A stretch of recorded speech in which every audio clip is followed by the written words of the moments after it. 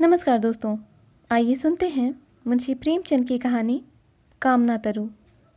लेकिन उससे पहले अगर आपने अभी तक मेरे चैनल को सब्सक्राइब नहीं किया है तो प्लीज़ मेरे चैनल को सब्सक्राइब कर लें और वीडियो को लाइक और शेयर करना ना भूलें। तो आइए शुरू करते हैं आज की कहानी कामना तरु।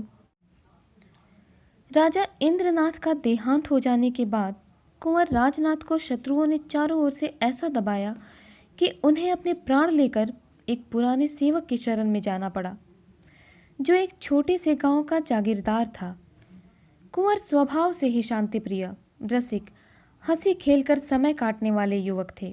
रण क्षेत्र की अपेक्षा कवित्र के क्षेत्र में अपना चमत्कार दिखाना उन्हें अधिक प्रिय था। रसिक जनों के साथ किसी वृक्ष के नीचे बैठे हुए काव्य चर्चा करने में उन्हें जो आनंद मिलता था वह शिकार या राज दरबार में नहीं। इस पर्वतमालाओं से घिरे हुए गांव में आकर उन्हें जिस शांति और आनंद का अनुभव हुआ, उसके बदले में वह ऐसे ऐसे कई राज्य त्याग सकते थे।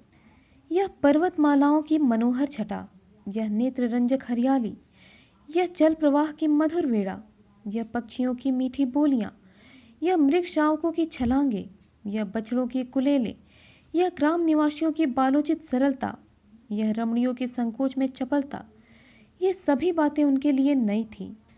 पर इन सबों से बढ़कर जो वस्तु उनको आकर्षित करती थी वह जागीरदार की युवती कन्या चंदा थी। चंदा घर का सारा काम काज आप ही करती थी। उसको माता की गोद में खेलना नसीब ना हुआ था, पिता की सेवा में ही रत रहती थी। उसका विवाह इसी साल होने वाला था कि इसी बीच में कुंवर जी ने आकर उसके जीवन में नवीन भावनाओं और आशाओं को अंकुरित कर दिया। उसने अपने पति का जो चित्र मन में खींच रखा था वही मानो रूप धारण करके उसके सम्मुख आ गया। कुंवर की आदर्श रमणी भी चंदा ही के रूप में अवतरित हो गई। लेकिन कुंवर समझते थे मेरे ऐसे भाग्य कहाँ। चंदा भी समझती थी कहाँ यह और कहाँ मैं। दोपहर का समय था और जेठ का महीना। खपरैल का घर भट्टी की भांति तपने लगा। खस की टट्टियों और तहखानों में रहने वाले राजकुमार का चित्त गर्मी से इतना बेचैन हुआ कि वह बाहर निकल आए और सामने के बाग में जाकर एक घने वृक्ष की छांव में बैठ गए। सहसा उन्होंने देखा चंदा नदी से जल की गागर लिए चली आ रही है। नीचे जलती हुई रेत थी, ऊपर जलता हुआ सूर्य, लू से देह झुलसी जाती थी। कदाचित इस समय प्यास से तड़पते हुए आदमी की भी नदी तक जाने की हिम्मत ना पड़ती। चंदा क्यों पानी लेने गई थी? घर में पानी भरा हुआ है, फिर इस समय वह क्यों पानी लेने निकली? कुंवर दौड़कर उसके पास पहुंचे और उसके हाथ से गागर छीन लेने की चेष्टा करते हुए बोले, मुझे दे दो और भागकर छांव में चली जाओ। इस समय पानी का क्या काम था?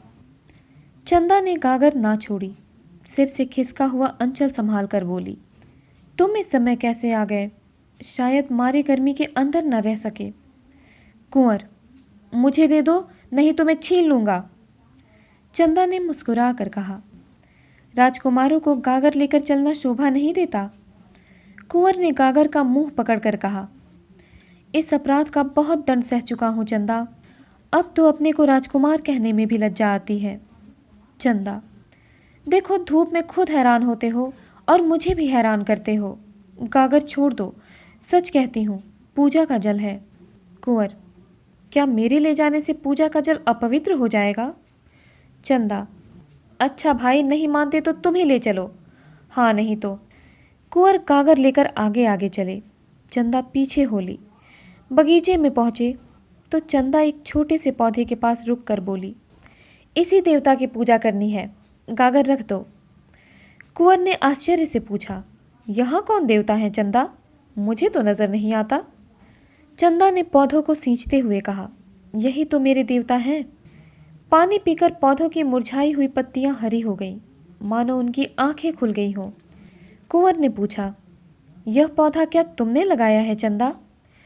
चंदा ने पौधों को एक सीधी लकड़ी से बांधते हुए कहा, हाँ, उसी दिन तो जब तुम यहाँ आए। यहाँ पहले मेरी गुड़ियों का घरौंदा था। मैंने गुड़ियों पर छाह करने के लिए अमोला लगा दिया था। फिर मुझे इसकी याद नहीं रही, घर के काम धंधों में भूल गई। जिस दिन तुम यहाँ आए मुझे ना जाने क्यों इस पौधे की याद आ गई। मैंने आकर देखा तो वह सूख गया था। मैंने तुरंत पानी लाकर इसे सींचा तो कुछ ताज़ा ताज़ा होने लगा। तब से इसे सींचती हूँ। देखो कितना हरा भरा हो गया है। यह कहते कहते उसने सिर उठाकर कुंवर की ओर ताकते हुए कहा, और सब काम भूल जाऊं पर इस पौधे को पानी देना नहीं भूलती। तुम ही इसके प्राणदाता हो। तुम ही ने आकर इसे जिला दिया, नहीं तो बेचारा सूख गया होता। यह तुम्हारे शुभागमन का स्मृति चिन्ह है। जरा इसे देखो, मालूम होता है हंस रहा है। मुझे तो जान पड़ता है कि यह मुझसे बोलता है।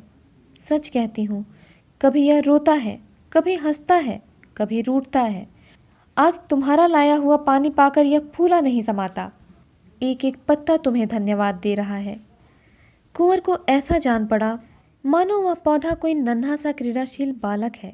जैसे चुंबन से प्रसन्न होकर बालक गोद में चढ़ने के लिए दोनों हाथ फैला देता है, उसी भांति यह पौधा भी हाथ फैलाए जान पड़ा। उसके एक एक कड़ों में चंदा का प्रेम झलक रहा था। चंदा के घर में खेती के सभी औजार थे। कुंवर एक फावड़ा उठा लाए और पौधों का एक थाला बनाकर चारों ओर ऊंची मेड़ उठा दी। फिर खुरपी लेकर अंदर की मिट्टी को गोड़ दिया। पौधा और भी लहलहा उठा। चंदा बोली, कुछ सुनते हो क्या कह रहा है? कुंवर ने मुस्कुरा कर कहा, हाँ, कहता है अम्मा की गोद में बैठूंगा। चंदा, नहीं, कह रहा है इतना प्रेम करके फिर भूल ना जाना। मगर कुंवर को अभी राजपुत्र होने का दंड भोगना बाकी था। शत्रुओं को न जाने कैसे उनकी टोह मिल गई। इधर तो हित चिंतकों के आग्रह से विवश होकर बूढ़ा कुबेर सिंह चंदा और कुंवर के विवाह की तैयारियां कर रहा था। उधर शत्रुओं का एक दल सिर पर आ पहुंचा। कुंवर ने उस पौधों के आसपास फूल पत्तों को लगाकर एक फुलवारी बना दी थी। पौधों को सींचना अब उनका काम था। प्रातःकाल वह कंधों पर कांवर रखे नदी से पानी ला रहे थे कि 10-12 आदमियों ने उन्हें रास्ते में घेर लिया। कुबेर सिंह तलवार लेकर दौड़ा, लेकिन शत्रुओं ने उसे मार गिराया। अकेला अस्त्रहीन कुंवर क्या करता?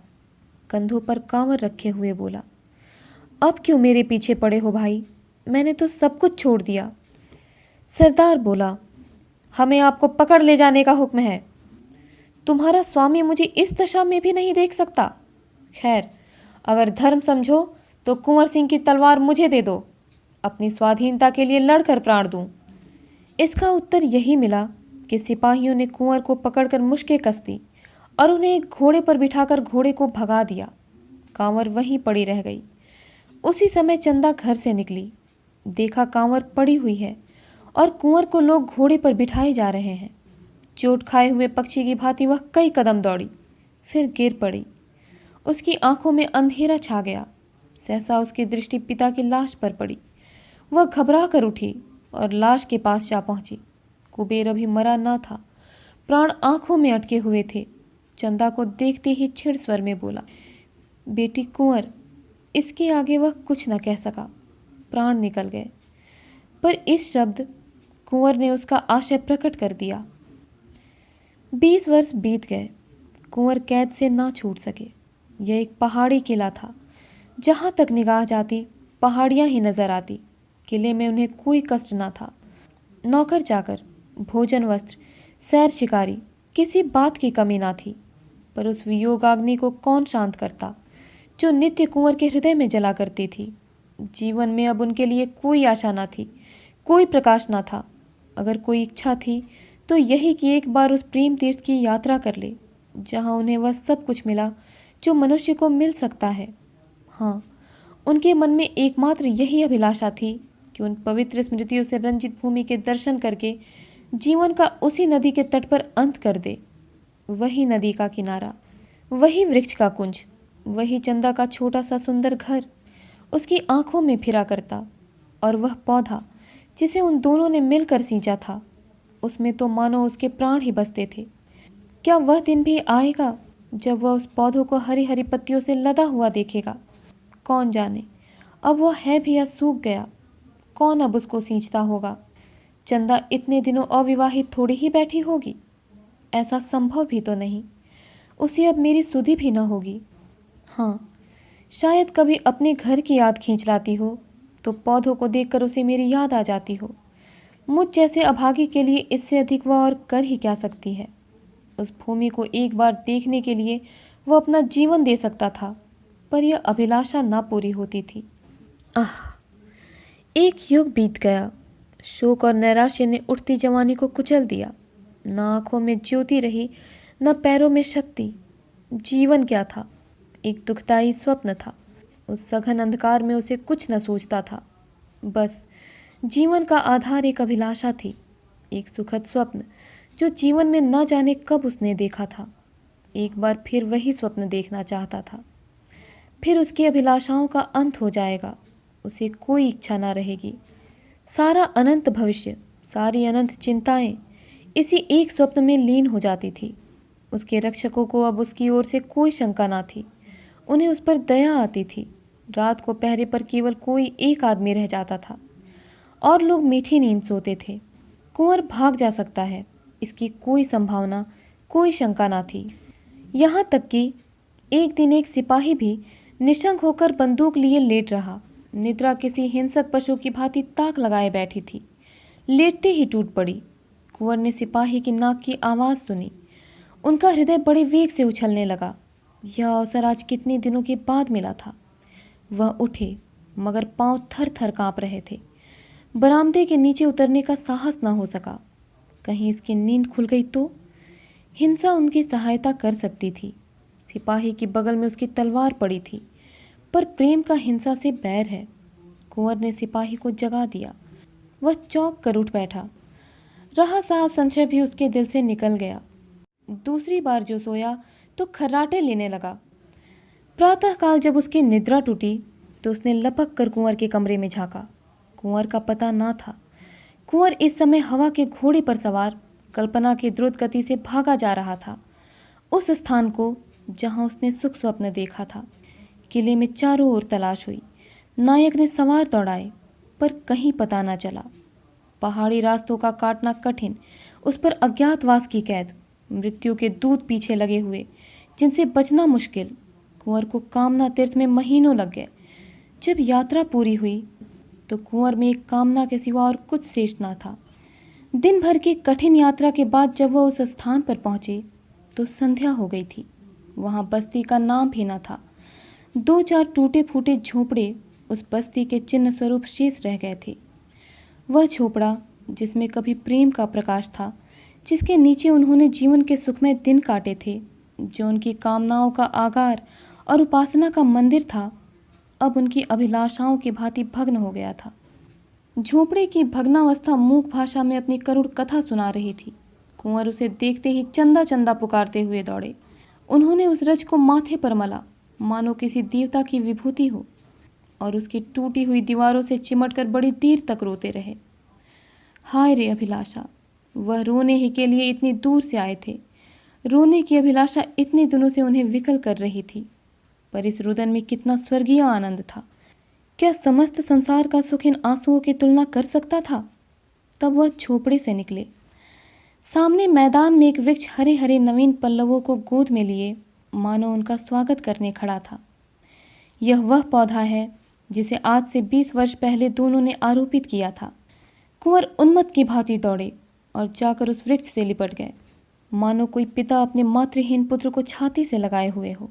यह उसी प्रेम की निशानी है, उसी अक्षय प्रेम की, जो इतने दिनों के बाद आज इतना विशाल हो गया है। कुंवर का हृदय ऐसा हो उठा मानो इस वृक्ष को अपने अंदर रख लेगा, जिसमें उसे हवा का झोंका भी न लगे। उसके एक एक पल्लव पर चंदा की स्मृति बैठी हुई थी। पक्षियों का इतना रम्य संगीत क्या कभी उन्होंने सुना था? उनके हाथों में दम ना था। सारी देह भूख प्यास और थकान से शिथिल हो रही थी, पर वह उस वृक्ष पर चढ़ गए। इतनी फुर्ती से चढ़े कि बंदर भी न चढ़ता। सबसे ऊंची फुनगी पर बैठकर उन्होंने चारों ओर गर्व से देखा। यही उनकी कामनाओं का स्वर्ग था। सारा दृश्य चंदामय हो रहा था। दूर की नीली पर्वत श्रेणियों पर चंदा बैठी गा रही थी। आकाश में तैरने वाली लालिमामयी नौकाओं पर चंदा ही उड़ी जाती थी। सूर्य की श्वेत पीत प्रकाश की रेखाओं पर चंदा ही बैठी हंस रही थी। कुंवर के मन में आया, पक्षी होता तो इन्हीं डालियों पर बैठा हुआ जीवन के दिन पूरे करता। जब अंधेरा हो गया तो कुंवर नीचे उतरे और उसी वृक्ष के नीचे थोड़ी सी भूमि झाड़कर पत्तियों की शैया बनाई और लेटे। यही उनके जीवन का स्वर्ण स्वप्न था। आह, यही वैराग्य। अब वह इस वृक्ष की शरण छोड़कर कहीं न जाएंगे। दिल्ली के तख्त के लिए भी वह इस आश्रम को ना छोड़ेंगे। उसी स्निग्ध अमल चांदनी में सहसा एक पक्षी आकर उस वृक्ष पर बैठा और दर्द में डूबे हुए स्वरों में गाने लगा। ऐसा जान पड़ा मानो वह वृक्ष सिर धून रहा है। वह नीरव रात्रि उस वेदना में संगीत से हिल उठी। कुंवर का हृदय इस तरह ऐंठने लगा मानो वह फट जाएगा। स्वर में करुणा और वियोग के तीर से भरे हुए थे। आह पक्षी, तेरा भी जोड़ा अवश्य बिछुड़ गया है, नहीं तो तेरे राग में इतनी व्यथा, इतना विषाद, इतना रुदन कहाँ से आता। कुंवर के हृदय के टुकड़े हुए जाते थे। एक एक स्वर तीर की भांति दिल को छेदे डालता था। वह बैठे ना रह सके, उठकर आत्मविस्मृति की दशा में दौड़े हुए झोपड़े में गए। वहां से फिर वृक्ष के नीचे आए। उस पक्षी को कैसे पाए, कहीं दिखाई नहीं देता। पक्षी का गाना बंद हुआ तो कुंवर को नींद आ गई। उन्हें स्वप्न में ऐसा जान पड़ा कि वही पक्षी उनके समीप आया। कुंवर ने ध्यान से देखा तो वह पक्षी ना था, चंदा थी। हाँ, प्रत्यक्ष चंदा थी। कुंवर ने पूछा, चंदा, यह पक्षी यहाँ कहाँ? चंदा ने कहा, मैं ही तो वह पक्षी हूँ। कुंवर, तुम पक्षी हो? क्या तुम ही गा रही थी? चंदा, हाँ प्रियतम, मैं ही गा रही थी। इसी तरह रोते रोते एक युग बीत गया। कुंवर, तुम्हारा घोंसला कहाँ है? चंदा, उसी झोपड़े में जहाँ तुम्हारी खाट थी। उसी खाट के बांध से मैंने अपना घोंसला बनाया है। कुंवर, और तुम्हारा जोड़ा कहाँ है? चंदा, मैं अकेली हूँ। चंदा को अपने प्रियतम के स्मरण करने में, उसके लिए रोने में जो सुख है वह जोड़े में नहीं। मैं इसी तरह अकेली रहूंगी और अकेली मरूंगी। कुंवर, मैं क्या पक्षी नहीं हो सकता? चंदा चली गई। कुंवर की नींद खुल गई। उषा की लालिमा आकाश पर छाई हुई थी और वह चिड़िया कुंवर की शैया के समीप एक डाल पर बैठी चहक रही थी। अब उस संगीत में करुणा ना थी, विलाप ना था, उसमें आनंद था, चापल्य था, सारल्य था। वह वियोग का करुण क्रंदन नहीं, मिलन का मधुर संगीत था। कुंवर सोचने लगे, इस स्वप्न का क्या रहस्य है। कुंवर ने शैया से उठते ही एक झाड़ू बनाई और झोपड़ी को साफ करने लगे। उनके जीते जी इसकी यह भग्न दशा नहीं रह सकती। वे इसकी दीवारें उठाएंगे, इस पर छप्पर डालेंगे, इसे लीपेंगे। इसमें उनकी चंदा की स्मृति वास करती है। झोपड़े के एक कोने में वह कांवर रखी हुई थी, जिस पर पानी ला ला कर वह इस वृक्ष को सींचते थे। उन्होंने कांवर उठा ली और पानी लाने चले। 2 दिन से उन्होंने भोजन ना किया था। रात को भूख लगी हुई थी, पर इस समय भोजन की बिल्कुल इच्छा ना थी। देह में एक अद्भुत स्फूर्ति का अनुभव होता था। उन्होंने नदी से पानी ला लाकर मिट्टी को भिगोना शुरू किया। दौड़े जाते थे और दौड़े आते थे। इतनी शक्ति उनमें कभी ना थी। एक ही दिन में इतनी दीवार उठ गई जितनी 4 मजदूर भी ना उठा सकते थे। और कितनी सीधी चिकनी दीवार थी कि कारीगर भी देखकर लज्जित हो जाता। प्रेम की शक्ति अपार है। संध्या हो गई। चिड़ियों ने बसेरा लिया, वृक्षों ने भी आंखें बंद की, मगर कुंवर को आराम कहाँ। तारों के मलिन प्रकाश में मिट्टी के रद्दे रखे जा रहे थे। हाय रे कामना, क्या तू इस बेचारे के प्राण ही लेकर छोड़ेगी? वृक्ष पर पक्षी का मधुर स्वर सुनाई दिया। कुंवर के हाथ से घड़ा छूट पड़ा। हाथ और पैरों में मिट्टी लपेटकर वह वृक्ष के नीचे जाकर बैठ गए। उस स्वर में कितना लालित्य था, कितना उल्लास, कितनी ज्योति। मानव संगीत इसके सामने बेसुरा आलाप था। उसमें यह जागृति, यह अमृत, यह जीवन कहाँ। संगीत के आनंद में विस्मृति है, पर वह विस्मृति कितनी स्मृतिमय होती है। अतीत को जीवन और प्रकाश से रंजित करके प्रत्यक्ष कर देने की शक्ति संगीत के सिवा और कहाँ है। कुंवर के हृदय नेत्रों के सामने वह दृश्य खड़ा हुआ, जब चंदा इसी पौधों को नदी से जल ला लाकर सींचती थी। हाय, क्या वे दिन फिर आ सकते हैं? सहसा एक बटोही आकर खड़ा हो गया और कुंवर को देखकर वह प्रश्न करने लगा, जो साधारणतः 2 अपरिचित प्राणियों में हुआ करते हैं। कौन हो? कहाँ से आते हो? कहाँ जाओगे? पहले वह भी इसी गांव में रहता था, पर जब गांव उजड़ गया तो समीप के एक दूसरे गांव में जा बसा था। अब भी उसके खेत यहीं थे। रात को जंगली पशु से अपने खेतों की रक्षा करने के लिए वह यहीं आकर सोता था। कुंवर ने पूछा, तुम्हें मालूम है इस गांव में एक कुबेर सिंह ठाकुर रहते थे? किसान ने बड़ी उत्सुकता से कहा, हाँ हाँ भाई, जानता क्यों नहीं, बेचारे यहीं तो मारे गए। तुमसे भी क्या जान पहचान थी? कुंवर, हाँ, उन दिनों कभी कभी आया करता था। मैं भी राजा की सेवा में नौकर था। उनके घर में कोई और ना था? किसान, अरे भाई कुछ न पूछो, बड़ी करुण कथा है। उनकी स्त्री तो पहले ही मर चुकी थी, केवल लड़की बच रही थी। आह, कैसी सुशीला, कैसी सुघड़ लड़की थी। उसे देखकर आंखों में ज्योति आ जाती थी, बिल्कुल स्वर्ग की देवी जान पड़ती थी। जब कुबेर सिंह जीता था तभी कुंवर राजनाथ यहाँ भाग कर आए थे और उसके यहाँ रहे थे। उस लड़की की कुंवर से कहीं बातचीत हो गई। जब कुंवर को शत्रुओं ने पकड़ लिया तो चंदा घर में अकेली रह गई। गांव वालों ने बहुत चाहा कि उसका विवाह हो जाए। उसके लिए वरों का तोड़ा ना था भाई। ऐसा कौन था जो उसे पाकर अपने को धन्य ना मानता? पर वह किसी से विवाह करने पर राजी ना हुई। यह पेड़ जो तुम देख रहे हो तब छोटा सा पौधा था। इसके आसपास फूलों की कई और क्यारियां थी। इन्हीं को गोड़ने निराने सींचने में उसका दिन कटता था। बस यही कहती थी कि हमारे कुंवर आते होंगे। कुंवर की आंखों से आंसू की वर्षा होने लगी। मुसाफिर ने जरा दम लेकर कहा, दिन दिन घुलती जाती थी।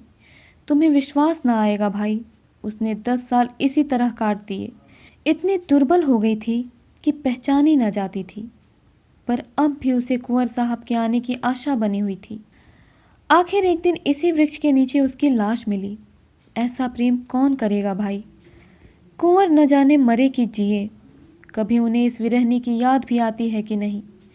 पर इसने तो प्रेम को ऐसा निभाया जैसा चाहिए। कुंवर को ऐसा जान पड़ा मानो हृदय फटा जा रहा है। वह कलेजा थाम कर बैठ गए। मुसाफिर के हाथ में एक सुलगता हुआ उपला था। उसने चिलम भरी और 2-4 दम लगाकर बोला, उसके मरने के बाद यह घर गिर गया। गांव पहले ही उजाड़ था, अब तो और भी सुनसान हो गया। 2-4 आदमी यहाँ आ बैठते थे, अब तो चिड़िया का पूत भी यहाँ नहीं आता। उसके मरने के कई महीने बाद यही चिड़िया इस पेड़ पर बोलती हुई सुनाई दी। तब से बराबर इसे यहाँ बोलते सुनता हूँ। रात को सभी चिड़िया सो जाती है, पर यह रात भर बोलती रहती है। इसका जोड़ा कभी दिखाई नहीं दिया, बस फुटैल है। दिन भर उसी झोपड़ी में पड़ी रहती है, रात को इस पेड़ पर आकर बैठती है। मगर इस समय इसके गाने में कुछ और ही बात है, नहीं तो सुनकर रोना आता है। ऐसा जान पड़ता है मानो कोई कलेजे को महसूस रहा है। मैं तो कभी कभी पड़े पड़े रो दिया करता हूँ। सब लोग कहते हैं कि यह वही चंदा है, अब भी कुंवर के वियोग में विलाप कर रही है। मुझे भी ऐसा ही जान पड़ता है, आज न जाने क्यों मगन है। किसान तंबाकू पीकर सो गया। कुंवर कुछ देर तक खोए हुए से खड़े रहे, फिर धीरे से बोले, चंदा, क्या सचमुच तुम ही हो? मेरे पास क्यों नहीं आती? एक क्षण में चिड़िया आकर उनके हाथ पर बैठ गई। चंद्रमा के प्रकाश में कुंवर ने चिड़िया को देखा। ऐसा जान पड़ा मानो उनकी आंखें खुल गई हो, मानो आंखों के सामने से कोई आवरण हट गया हो। पक्षी के रूप में भी चंदा की मुखाकृति अंकित थी। दूसरे दिन किसान सोकर उठा तो कुंवर की लाश पड़ी हुई थी। कुंवर अब नहीं है, किंतु उनके झोपड़े की दीवारें बन गई हैं। ऊपर फूस का नया छप्पर पड़ गया है और झोपड़े के द्वार पर फूलों की कई क्यारियां लगी हैं। गांव के किसान इससे अधिक और क्या कर सकते थे। उस झोपड़े में अब पक्षियों के एक जोड़े ने अपना घोंसला बनाया है। दोनों साथ साथ दाने चारे की खोज में जाते हैं, साथ साथ आते हैं। रात को दोनों उसी वृक्ष की डाल पर बैठे दिखाई देते हैं। उनका सुरम्य संगीत रात की नीरवता में दूर तक सुनाई देता है। वन के जीव जंतु वह स्वर्गीय गान सुनकर मुग्ध हो जाते हैं। यह पक्षियों का जोड़ा कुंवर और चंदा का जोड़ा है, इसमें किसी को संदेह नहीं है। एक बार एक व्याध ने इन पक्षियों को फंसाना चाहा, पर गांव वालों ने उसे मार कर भगा दिया। तो दोस्तों, उम्मीद करती हूँ कहानी आपको पसंद आई होगी। इसी प्रकार की और कहानियों के लिए हमारे साथ जुड़े रहें। मिलती हूँ अगली कहानी के साथ, तब तक के लिए धन्यवाद।